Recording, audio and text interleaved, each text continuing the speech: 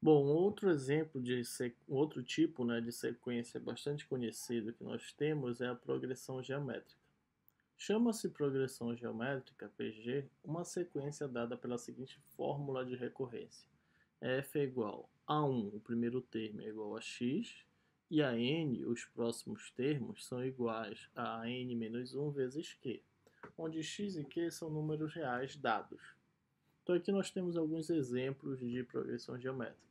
Na f de 1, a gente pode perceber que, dada a sequência, o nosso primeiro termo, o valor de x, é igual a 1, e o nosso valor de q é igual a 2. Na sequência f de 2, nós podemos perceber que o valor de x é igual a 1 e o valor de q é igual a 1 terço. Na sequência f de 3, o nosso valor de x é igual a menos 54 e o nosso valor de q também é igual a 1 terço. Já na sequência f de 4, o nosso x é igual a 7 e o nosso q é igual a 1.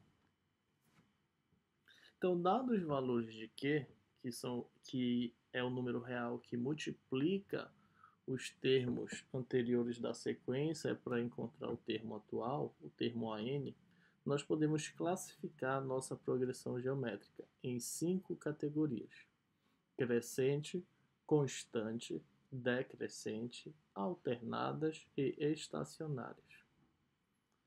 A progressão geométrica é crescente quando cada termo é maior que o anterior. Nesse caso, a n tem que ser maior que n menos 1.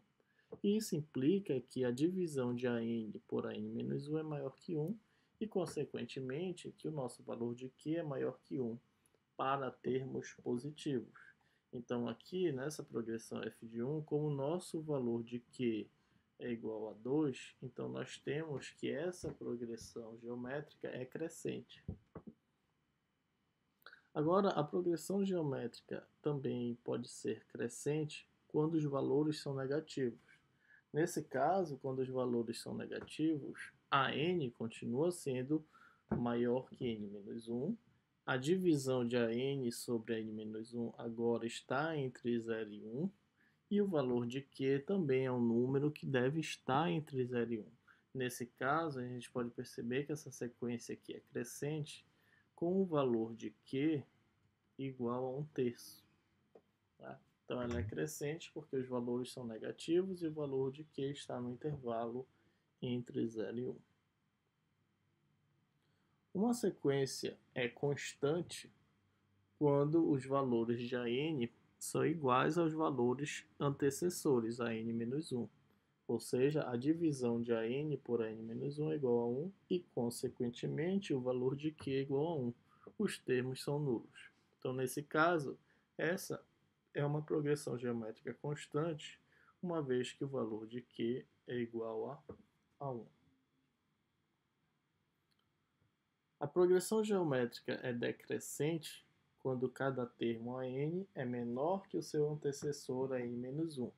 Isso implica que a divisão de AN por AN-1 está no intervalo entre 0 e 1 e que o valor de Q também deve estar no intervalo 0 e 1 para termos positivos. Quando os termos da progressão são positivos e o valor de Q, neste caso aí, é 1 terço, a sequência então é decrescente. Agora, existe o caso em que a sequência é decrescente para os valores negativos, aí se inverte. Quando a n é menor que a n menos 1, a divisão deles é maior que 1 e o valor de q é maior que 1 para valores negativos. Aqui a gente pode perceber que essa é uma progressão geométrica decrescente com o valor de q igual a 2. Tá? Então, q sendo positivo e os valores da sequência sendo negativos, a sequência é decrescente. Nós temos uma PG decrescente. A progressão geométrica ela é alternante quando cada termo tem sinal contrário ao anterior. Nesse caso, isto é verdade quando o valor de Q é menor que zero. Aqui a gente consegue perceber que o valor de Q é igual a menos 1. Então a gente tem uma sequência alternante. 5 menos 5, 5 menos 5, 5 menos 5, e isso se repete até o fim da sequência. Então, quando o valor de Q é negativo, a sequência é alternante. A progressão geométrica é estacionária quando o valor do primeiro termo é diferente de zero e todos os demais termos são iguais a zero. Nesse caso, quando Q é igual a zero, nós temos que a sequência é estacionária. Por quê? Quando eu multiplico o primeiro termo por zero, eu obtenho zero e isso se repete para todos os outros termos. Então, essas são as 5 classificações que a gente pode ter em função do valor de Q da progressão.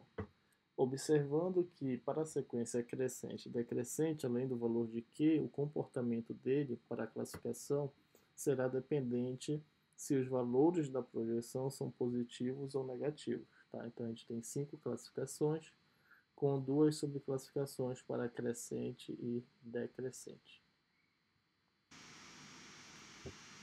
Bom, na progressão geométrica nós também temos a nossa fórmula do termo geral, que diz que o enésimo termo de uma PG pode ser encontrado a partir de uma multiplicação do primeiro termo, A1, vezes Q elevado a N menos 1. Bom, esta fórmula ela pode ser deduzida a partir da definição da PG. Na PG, nós entendemos que o segundo termo é encontrado a partir da multiplicação do termo anterior, A1, vezes Q. A3 é encontrado a partir do termo anterior, A2, vezes Q. Então, AN é encontrado a partir da multiplicação do termo anterior, AN menos 1, vezes Q. Né? A partir da definição da PG, a gente pode concluir isso daí. Então, se eu multiplicar os dois lados dessa igualdade, eu tenho que A2 vezes A3 vezes AN é igual a A1 vezes A2 vezes A3 vezes AN menos 1. Vezes todos esses meus Qs aqui. Então, Q vezes Q é Q ao quadrado. Vezes Q ao cubo. Até Q a N menos 1, certo? A multiplicação de todos esses Qs é Q elevado a N menos 1. Então, percebo que esta parcela aqui, do A2 até o meu AN menos 1, se repete aqui do lado direito também. Então, elas se cancelam. Certo? Se eu passar para cá, para o lado direito, eu vou passar dividindo e eu posso cancelar essas parcelas. Então, sobra aqui do lado direito apenas o AN. Desculpa, do lado esquerdo apenas o AN, que é igual, e do lado direito sobra apenas o A1, vezes Q elevado a N menos 1. Como diz o nosso teorema. AN é igual a 1 vezes Q elevado a N menos 1, e isso pode ser demonstrado, a veracidade desse teorema, por indução. Vocês podem fazer isso no momento oportuno. Considerando que este teorema é verdade, a partir desta dedução, nós podemos utilizá-lo para calcular um determinado termo de uma PA. Por exemplo, obter o décimo e o 15º termo da seguinte PG, desculpa, eu falei PA, né? Da PG, obtendo o décimo e o 15º termo da seguinte PG, 1, 2, 4 e 8, e assim sucessivamente. Bom, neste caso, a gente consegue observar que essa PG tem o primeiro termo, x igual a 1, né? E que o valor de Q aí é igual a 2. Então, sabendo disto, eu posso calcular o A10. O A10, na verdade, é igual a 1 vezes Q elevado a 10 menos 1, Q elevado a 9. Então, o A10, na verdade, é igual a 1 vezes 2 elevado a 9. Portanto, o meu A10 é igual a 512. E o A15, mesma coisa. O A15 é igual a 1 vezes Q elevado a 14. Portanto, o A15 é igual a 1 vezes 2 elevado a 14. Portanto, o A15 é igual a 16.384. Então, pelo teorema geral, dados os valores de A1 e Q, a gente consegue encontrar o valor de qualquer termo da PG, sem a necessidade de calcular os termos anteriores, né? Essa é o grande benefício do teorema do termo geral. A partir do teorema do termo geral, a gente também pode deduzir a interpolação geométrica. Assim como na PA, a interpolação nada mais é do que encontrar os termos do meio da progressão. Então, numa PG, se eu conheço os extremos da PG, o valor de A1 e o valor de AN, eu consigo calcular a razão e, consequentemente, realizar a interpolação. Para realizar a interpolação, o valor de N é igual a K mais 2. 2 são os extremos, o valor de A1 e AN, e K são os termos do meio que eu quero interpolar. Então, a partir do teorema do termo geral, a gente consegue isolar e encontrar o valor de Q da seguinte maneira. Q elevado a N menos 1, na verdade, é igual a AN dividido por A1. Né? Passando A1 para o outro lado, se ele está multiplicando, ele passa dividindo.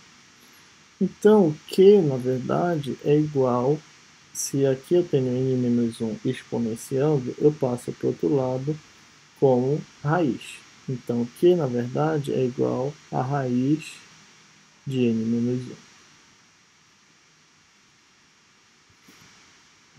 E quem é o meu N? O meu N é igual a K mais 2, ou seja, que a minha razão é igual a raiz de K mais 1 de AN sobre A1. Ok?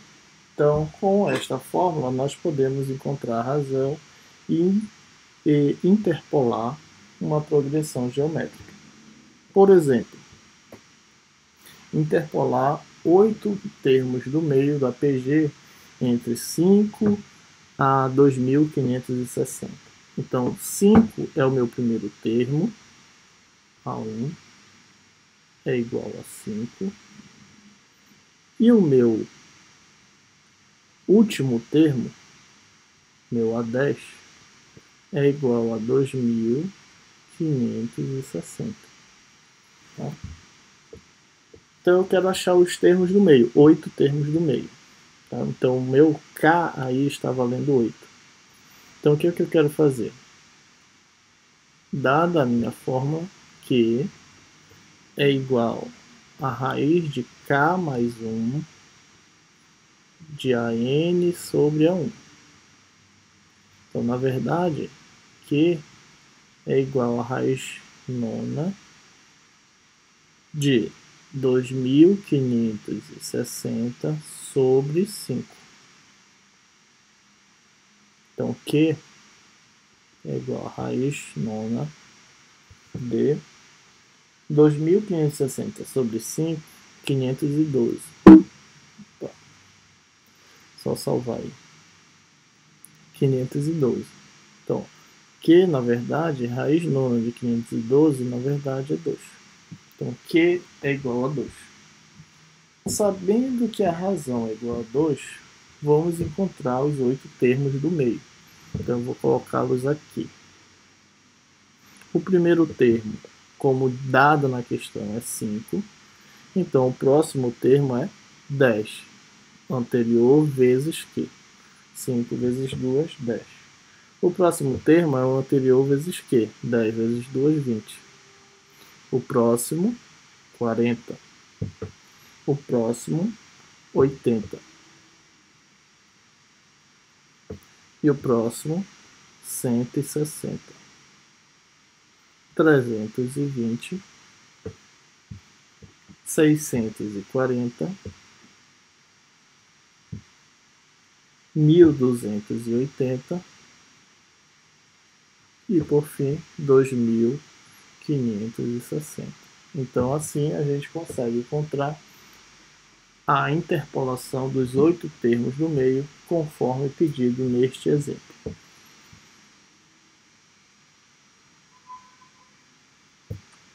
Outro teorema importante que pode ser deduzido é o teorema do produto.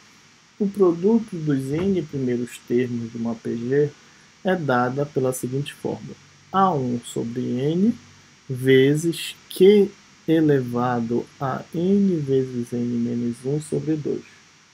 Bom, como é que a gente pode deduzir essa fórmula? Olha, se eu quero calcular o produto de uma PG, eu tenho que A1 é igual a ele mesmo. Pela definição, A1 é igual a ele mesmo.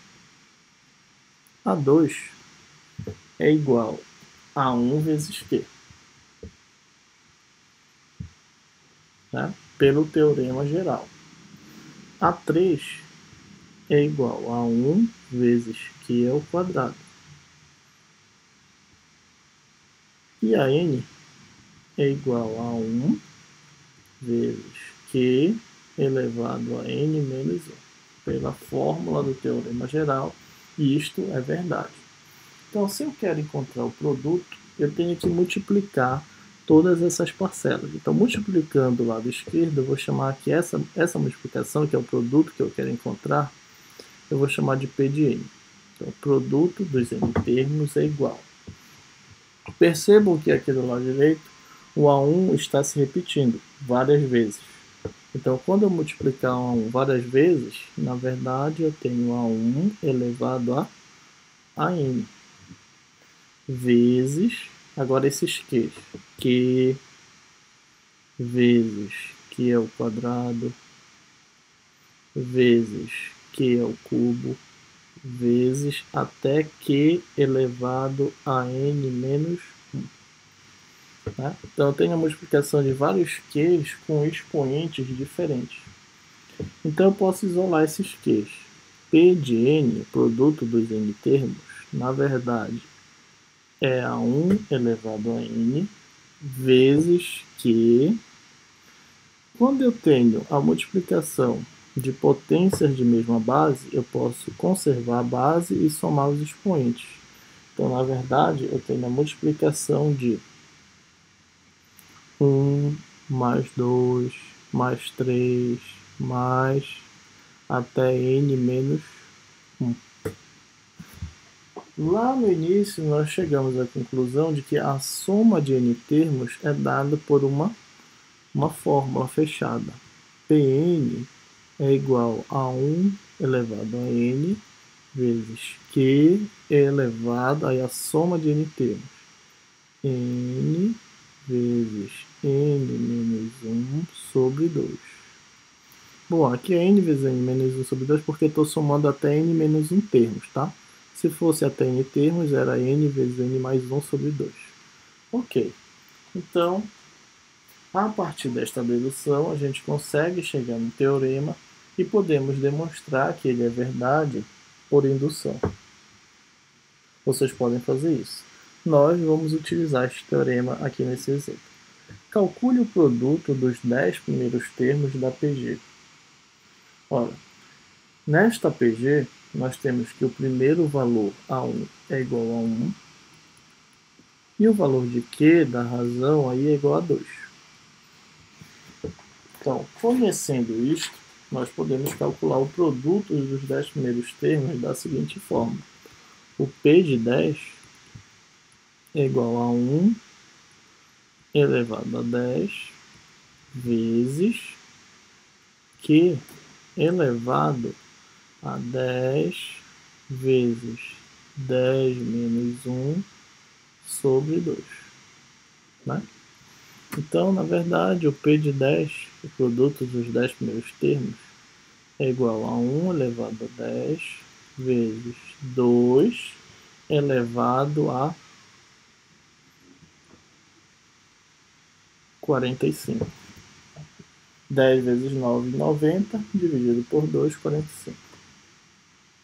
Portanto, P de 10 é igual a 2 elevado a 45, que é um número bem grande, né? Vamos deixar aí em formato de potência na representação da base 2 mesmo. Se vocês quiserem calcular na calculadora, não tem problema, mas aqui, né, por ser um número grande, vamos deixar desta forma.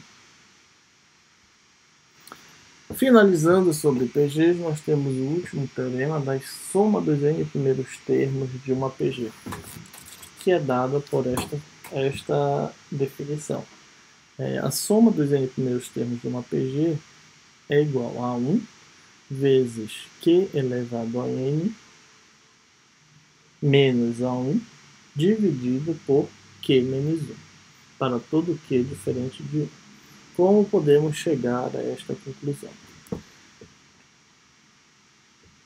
No produto, nós temos, na soma de n termos, nós temos que isso aqui é verdade. A soma de n termos é igual a 1 pelo teorema geral, mais a 1 vezes Q,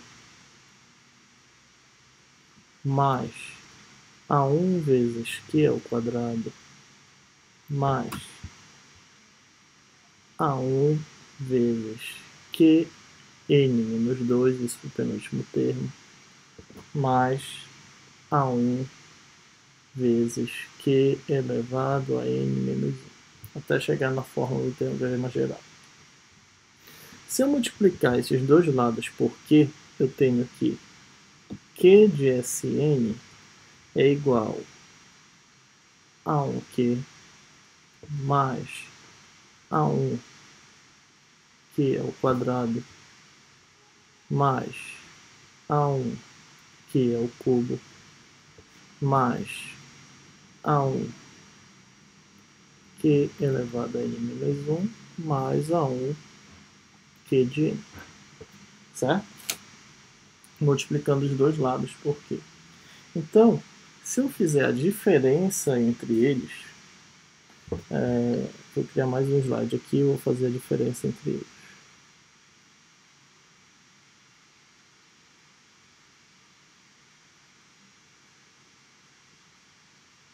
Não precisa tirar essa parte aqui. Ok, então se eu fizer a diferença entre eles, ou seja, Q de Sn menos Sn, eu tenho que, olha, eu vou fazer a diferença.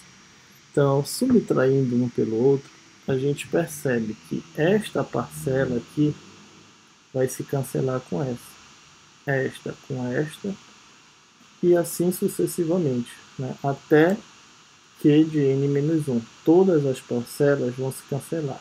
Vai sobrar somente o A1 e o A1 Q de n. Só essas duas parcelas vão sobrar. Então, QSN menos SN em verdade é igual a A1 Q de n menos A1, porque as parcelas se cancelaram, ok? Então, isolando o Sn, eu tenho que Sn é igual a Q menos 1, né? Isolando o termo comum aqui, que é igual a 1 Q de n menos A1. Passando Q menos 1, se está multiplicando para o outro lado, vai passar dividido. Então, Sn é igual a 1 elevado a Q de n menos A1 dividido por Q menos 1, como fala o nosso teorema. Então, a gente pode demonstrar mais uma vez, por indução, que isto aí é verdade. Vocês podem fazer isto no momento oportuno. Nós vamos utilizar este teorema para calcular a soma de n termos de uma determinada PG. Então aqui, nesta PG, nós temos que o valor de A1 é igual a 1 e o valor da razão da progressão é igual a 3. Pela fórmula da soma dos termos da PG, nós temos que S10 é igual a A1 vezes Q de N menos A1 dividido por Q menos 1. Substituindo, S10 é igual a 1 vezes 3 elevado a 10 menos 1 sobre 3 menos 1. Ou seja, S10 é igual a 3 elevado a 10 menos 1 sobre 2. S10 é igual a 3 elevado a 10, 59.049. 59.049 menos 1 sobre 2. Então, S10 é igual a 29.524. A soma dos 10 primeiros termos da PG é igual a este valor pela nossa fórmula das somas dos termos de uma PG. Então, mais uma vez, assim como na progressão aritmética, na progressão geométrica, conhecer esses teoremas é importante porque nos permite a solução de problemas sem a necessidade de realizar a iteração na progressão. Então, se eu elimino essa necessidade de iteração, eu diminuo o custo computacional das minhas soluções, porque em vez de ter que percorrer a sequência, eu passo a ter que somente calcular os termos. E o custo computacional de um cálculo de um termo é muito menor do que o custo computacional da iteração sobre a sequência, né? Então, esse é o ganho da resolução de problemas dessas progressões sem a necessidade da computação da sequência em si. Então, na lista de exercícios desta aula, nós temos exercícios de cálculo e também exercícios de codificação que vocês, porventura, podem estar fazendo sem a necessidade de interação. Se usarem da melhor forma as definições que nós vimos nesta aula, vocês vão conseguir construir as soluções pedidas de forma mais eficiente. Se necessário, vocês podem realizar as interações que cheguem ao mesmo resultado. Vocês podem utilizar qualquer linguagem de programação para resolver essas questões de implementação. Está lá no SIGA a lista, né? Façam, e a resposta, obviamente, quando for de implementação, vocês devem anexar o código que vocês implementaram. Ok? Então, até a próxima aula e nos vemos lá.